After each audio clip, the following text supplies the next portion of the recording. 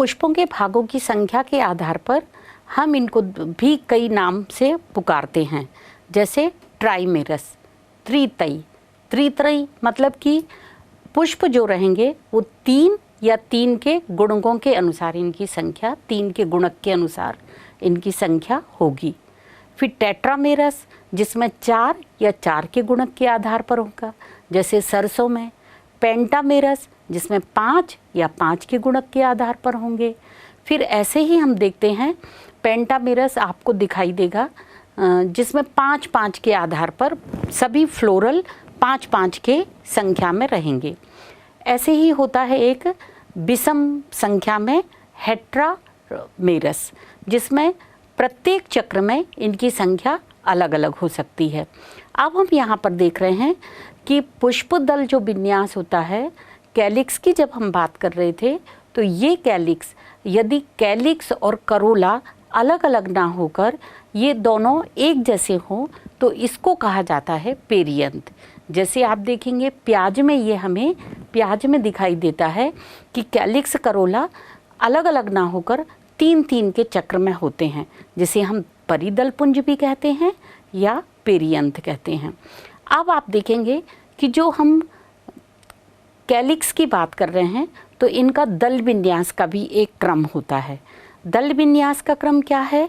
जैसे ये कई 5 प्रकार के होते हैं। सबसे पहला होता है वाल्वेट। ये आप फ्लोरल डायग्राम देख रहे हैं, तो वाल्वेट में आप देखेंगे इसको जो सिंबल से हम फ्लोरल फार्मूला में बताते हैं कि इनकी संख्या तो 5 है, इनकी संख्या कितनी भी हो सकती है, किंतु ये कैसे होते हैं? ये एक क्रम में रहते हैं, चक्र में रहते हैं, और किसी को यदि ये छुएंगे तो उनको छूकर बता दिया जाएगा, और यदि ये टच नहीं कर रहे हैं तो इनको एक क्रम के अनुसार इसमें बता दिया जाएगा, जिसको हम कहते हैं वाल्वेट।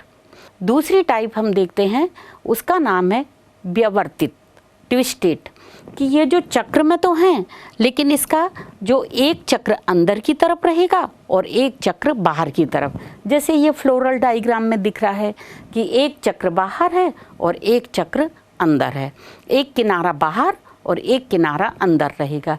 जैसे आपने गुड़हल का फूल देखा होगा, ये गुड़हल के फूल में आप इसे देख सकते हैं। फिर आप देखते हैं कोरछादी। कोरछादी जो होता है इम्ब्रिकेट, जिसमें एक अंदर होता है, एक फ्लावर की पंखुड़ी जो होती है, अंकुड़ी या पंखुड़ी। यहाँ अपन किसकी बात कर रहे हैं? पंखुड़ी के विन्यास की। तो पंखुड़ी क्या है? Sepal, calyx. तो एक सेपल पूरा अंदर रहेगा और एक पूरा बाहर रहेगा, जिसके दोनों किनारे बाहर और दोनों किनारे अंदर। और 3 कैसे रहेंगे? अल्टरनेट। अल्टरनेट कैसे? जिनका एक सिरा अंदर की तरफ है और एक सिरा बाहर की तरफ है, तो इसको कहा जाता है इम्ब्रिकेट। गुलहर में ये आपको आराम से देखने के लिए मिल जाता है। फिर हम देखते हैं क्विनकंजियल। क्विनकंजियल क्या होता है? पंचक, जिसमें 2 पूर्ण रूप से अंदर होते हैं और 2 पूर्ण रूप से बाहर होते हैं, और एक जो पंखुड़ी रहती है जिसका एक सिरा अंदर और एक बाहर अल्टरनेट रूप में रहता है, इसे हम कहते हैं क्विनकंजियल। अमरूद में, नींबू में ये अपने को देखने को मिलता है। एक और इसकी टाइप होती है वैक्सिलरी, ध्वजक। ध्वजक जो होता है वो हमें मटर में दिखाई देता है, या हम कहें जितनी भी लेग्यूमिनेसी फैमिली है जिसमें एक पूरा स्टैंडर्ड होता है, ये पूरा जो भाग दिख रहा है ये स्टैंडर्ड है, तो ये कील के रूप में है दिखाई दे रहा है, ये इसमें विंग के रूप में दिखाई दे रहा है, तो इसे हम कहते हैं वैक्सिलरी। ये लेग्यूमिनेसी फैमिली में अधिकतर ये अपने को दिखाई देता है। हाँ, ये जो फूलों की जब हम बात कर रहे हैं तो फूल के यदि हम गाइनेशियम की बात करते हैं, या फूल के नीचे का जो फूला हुआ भाग है, ये क्या कहलाता है? पुष्पासन। और जो फूल के अंग हैं, कौन कौन से अंग हैं? Calyx, Corolla, androecium, gynoecium.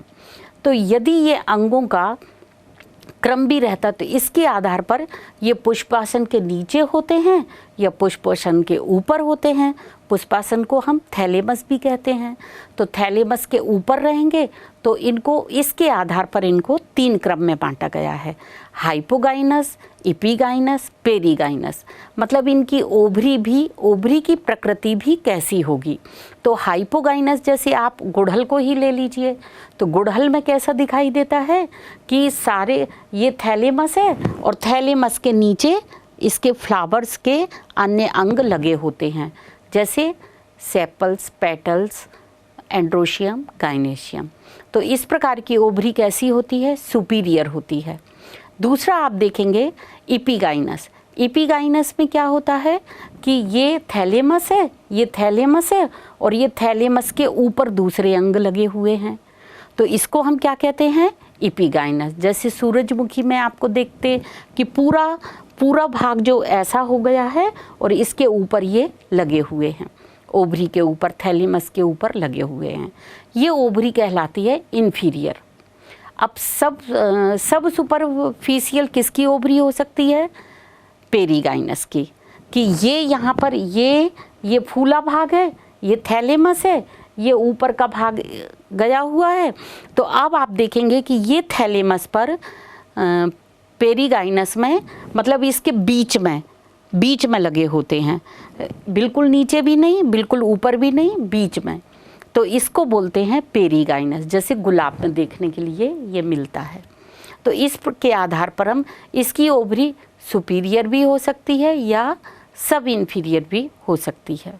जिस प्रकार हमने सेपल्स का दल विन्यास किया, ठीक उसी प्रकार से हम पेटल्स का भी दल विन्यास करते हैं। सेपल को हम इंग्लिश में बोलते हैं कैलिक्स और इसका सिंबल क्या होता है, के। करोला को हम क्या, पेटल को हम क्या बोलते हैं, करोला, और इसका सिंबल क्या होता है, सी।